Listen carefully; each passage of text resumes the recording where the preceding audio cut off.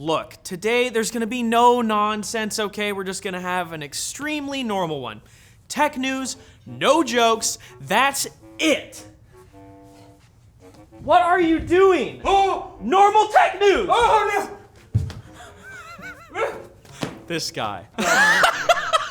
On Monday, Apple announced they're abandoning the use of Intel processors in Mac computers and will be switching to their own more tasty ARM-based chips over the course of 2 years. While there are many reasons why Apple would want to do this, Francois Paid-Noel, a former principal engineer at Intel, has said that the final straw may have been shoddy quality assurance done on their Skylake processors. Apparently, Apple was finding tons of problems with the chips that Intel failed to find themselves. Unbelievable. Intel, Intel the worst. I'm so upset. Well, actually, we should all calm down for a second. Because as Ian Cutress points out, the situation is more or less inevitable in the case of a company with as many clients as Intel. The blue team just doesn't have enough manpower to find all the bugs that Apple, Google, and Amazon squadrons of engineers will inevitably find. Now, of course, Apple has many other reasons to switch to ARM. Greater power efficiency, top to bottom control of product components. So, Intel, if it makes you feel any better, she was always gonna leave you. What? That doesn't make me feel better at all. I know, right? In other Apple news, the company has uncharacteristically backed down in its fight with Basecamp, developers of the email app, Hey!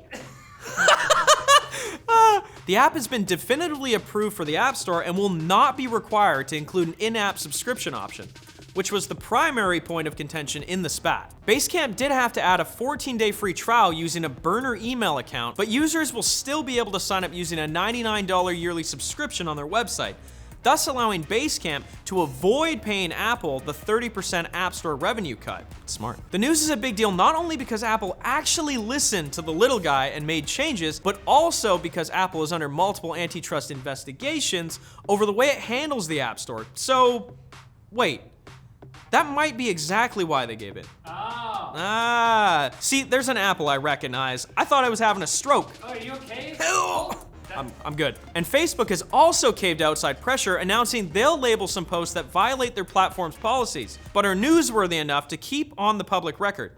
CEO Mr. Zuckerman said that users will see prompts attached to such offending posts, an approach similar to the one taken by Twitter, which recently labeled some of Donald Trump's tweets as breaking platform guidelines. Facebook's announcement followed a boycott from a sizable list of companies who refused to advertise on the platform, including Unilever, Verizon, Ben & Jerry's, and Patagonia, which led to the company's shares falling more than 7% on Friday. It's also part of a social media trend towards greater moderation. Facebook has also begun warning users when an article they're about to share is more than 90 days old, and Twitter is testing a feature that suggests users read an article before sharing it.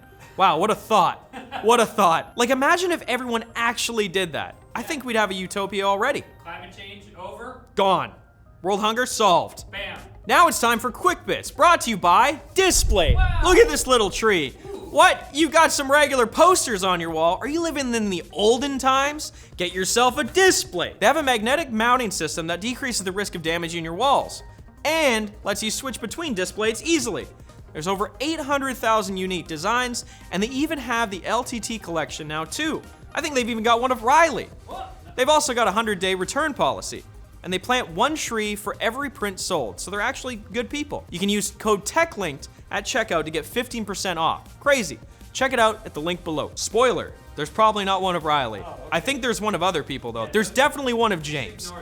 Intel's graphics chief, Raja Koduri, has shared photos of Intel's Z graphics chips, showing their tile-based design.